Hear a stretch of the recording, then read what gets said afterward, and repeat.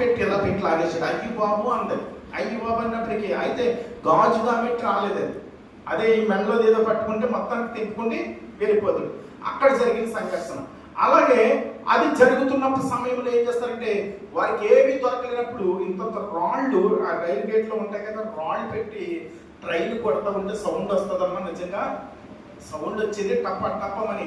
అదే రాయిగా నా కిటికీల నుంచి కానీ వచ్చి మనకి ఎవరికైనా తగిందా ఇంకా అయిపోయాడు. ఇంకా అటువంటి ఆ సోలాపూర్ అటువంటి ప్రమాదం, అటువంటి ప్రాంతం గుండగా ప్రయాణం చేస్తున్నారు ఎవరు?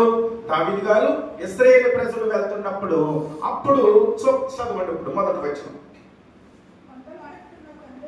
కొండల తట్టు నాకు కనులెత్తుచున్నాను, నాకు సహాయం ఎక్కడ నుండి వచ్చినో యెహోవా వలనే నాకు సహాయం వచ్చినని సాక్ష్యం చెప్తున్నాడు. అయ్యా, నేను కొండల వైపు కనులెత్తితే నాకు సహాయం రాదు, లేకపోతే నేను కోరతట్టు సహాయం కనులెత్తితే నాకు సహాయం రాదు, కానీ భూమిని ఆకాశమును సృష్టించేవాడు యెహోవా తట్టు చూస్తే నాకు సహాయం కలుగుతుందని ఈ పాట రూపంలో పాడుకుంటూ దావీదు గారు ఏం చేస్తున్నారు తెలుసా?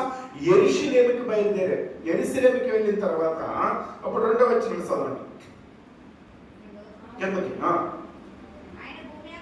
ఆయన భూమి ఆకాశములను సుధించిన వాడు, ఆయన నీ పాదములు ఏం చేస్తున్నాడు? నిన్ను భయపడుతున్నావు, జాగ్రత్త దావీదు, నువ్వు భయపడద్దు. ఆయన నీ పాదములను తొట్టెళ్ళనియడు. ఆమేన్, హల్లెలూయా. మనం ఒక్కొక్కసారి భయపడిపోతూ ఉంటాం, సమస్యకు భయపడిపోతూ ఉంటాం, ఇబ్బందికి భయపడిపోతూ ఉంటాం, బలహీనతకు భయపడిపోతుంటాం, శోధనకి భయపడిపోతూ ఉంటాం. అయితే దేవుడు ఏమంటున్నాడు తెలుసా?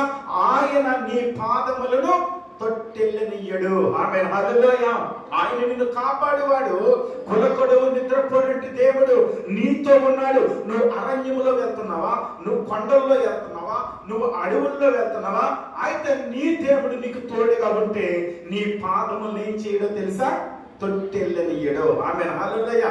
మన దేవుడు మనకు తోడుగా ఉండాలి. తర్వాత ఇశ్రాయేలును కాపాడువాడు, కులకుడు నిద్రపోడు. ఆమేన్, హల్లెలూయా. ఇశ్రాయేలును కాపాడేవాడు, కులకుడు నిద్రపోడు. ఆయన నువ్వు ఆరాధిస్తున్న దేవుడు, నువ్వు వెంబడిస్తున్న దేవుడు, నువ్వు పూజిస్తున్న దేవుడు ఎవరో తెలుసా? ఆయన కులకుడు నిద్రపోనట్టు దేవుడు. ఆమేన్. నువ్వు ప్రశాంతంగా పడుకుంటావు. అయితే నా బిడ్డ కోసం నేను కాపలా కాస్తానని దేవుడు ఏం చేస్తాడో తెలుసా? తెల్లవాళ్ళు కూడా నీ కొరకు ఆయన కాపలా కాస్తాడు. ఆమేన్, హల్లెలూయా. ఒక్క దినాన్న అలా మరియమ్మ గారు లాంటి వయసు కలిగిన ఆవిడ, ఇంకా పెద్ద వయసు కలిగినట్టు ఆవిడ ఒక అరణ్యంలో ఒక కొండలో బద్దలు కొడతారు చూసారా?